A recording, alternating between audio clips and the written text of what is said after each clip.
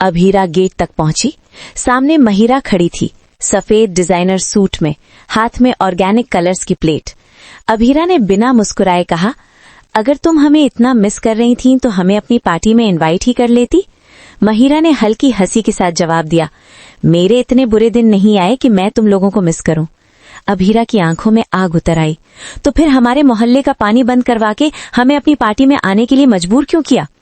महिरा का चेहरा सख्त हो गया, क्योंकि ये मोहल्ला मेरा घर है और मैं तुम्हें अपना घर बर्बाद नहीं करने दूंगी, इस बार नहीं। बात सिर्फ होली की नहीं थी, बिल्डर का दबाव था कि मोहल्ले वाले अपने घर बेच दें। मिस्टर्स ग्रुप वहां नया प्रोजेक्ट खड़ा करना चाहता था। पानी बंद करवाना एक चाल थी। लोग परेशान होंगे, मजबूर होंगे और साइन कर देंगे। लेकिन अभीरा के लिए ये सिर्फ मकान नहीं था, ये यादें थीं, रिश्ते थे, उसका अस्तित्व था। घर के अंदर माहौल अलग तरह से गर्म था। विद्या सोफे पर बैठी थी, आंखों पर हल्की पट्टी, ऑपरेशन के बाद आराम कर रही थी। 7 साल पहले जब उसे ऑपरेशन की जरूरत थी, उसका बेटा अरमान उसके साथ नहीं था। उसके साथ थी उसकी बहू अभीरा, वही अभीरा जिसने डॉक्टर ढूंढे, पैसे का इंतजाम किया, रात रात भर उसके पास बैठी रही। लेकिन वक्त बदल गया। अरमान लौट आया और विद्या का सारा स्नेह फिर उसी पर केंद्रित हो गया। माधव ने धीरे से कहा, किसी और की औलाद को सीने से लगाकर रखना तपस्या जितना मुश्किल होता है। विद्या ने वो तपस्या पूरी की है, अब वो उसका फल चाहती है। विद्या की आंखें भर आईं। मैंने जो किया अपने बेटे के लिए किया, अब मैं उसे किसी से दूर नहीं होने दूंगी। उधर मायरा, जो अब बच्ची नहीं रही थी, अपने कमरे में बैठी बेकिंग की किताब पलट रही थी। तभी डोरबेल बजी। Ma'am, express courier. अभीरा ने साइन किया। अंदर कार्ड था, Dear Abhira Sharma, you are invited to join our baking classes. Amount 15,000. नीचे लिखा था, आपके बिना इन क्लासेस में मजा ही नहीं आएगा, मीरू। अभीरा कुछ पल के लिए चुप रह गई। ये नाम उसके अतीत का हिस्सा था।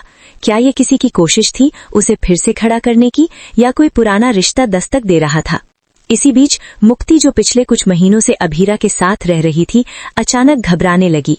बाहर डीजे की आवाज, रंगों का शोर, लोगों की बातें, सब मिलकर उसके लिए बहुत ज्यादा हो गया। उसकी सांसें तेज हो गईं, हाथ कांपने लगे। Anxiety attack. अभीरा तुरंत उसके पास पहुंची, उसका हाथ पकड़ा। सांस लो, मैं हूं यहाँ। मेहर दूर से सब देख रही थी। वो काफी समय से ये जानना चाहती थी कि मुक्ति है कौन, क्यों अभीरा उसे अपनी बेटी की तरह संभालती है, क्या कोई राज छुपा है? उधर अरमान ऑफिस के लिए निकल रहा था। फोन बजा। मायरा, पापा, आप आज बेकिंग क्लास में आ रहे हैं ना? अरमान ठिठक गया। उसे याद आया कि कभी उसने मजाक में कहा था कि वो अभीरा के साथ मिलकर बेकिंग सीखेगा। सॉरी मायरा, मीटिंग है, नहीं आ पाऊंगा। फोन कट गया, लेकिन उसके दिल में कुछ चुभ गया। जब विद्या को पता चला कि अरमान अभीरा से मिलने गया था, उसने तुरंत अभीरा को बुलाया। तुम्हें कोई हक नहीं कि मायरा और अरमान का दिल तोड़ने के बाद अब उनकी जिंदगी में वापस आओ। अभीरा ने शांत स्वर में कहा, मैं नहीं गई थी उनसे मिलने, वो खुद आए थे।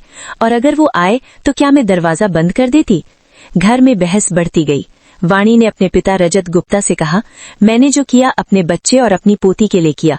अब अरमान छोटा नहीं है, वो खुद तय कर सकता है कि उसकी जिंदगी में कौन आएगा। और मायरा, वो पहले अभीरा की बेटी है, बाद में आपकी पोती। मोहल्ले में पानी की कमी बढ़ती जा रही थी, लोग परेशान थे। तभी शाम को एक टैंकर आया। लोग चौंक गए। पानी भरना शुरू हुआ। पता चला कि ये टैंकर अभीरा ने अपने पैसों से मंगवाया था। उसने किसी को बताया नहीं, बस काम कर दिया। बच्चों की हंसी फिर लौट आई, सूखे चेहरों पर रंग चढ़ गए। महिरा दूर खड़ी ये सब देख रही थी। उसे एहसास हुआ कि मोहल्ला जीतने के लिए ताकत नहीं, भरोसा चाहिए।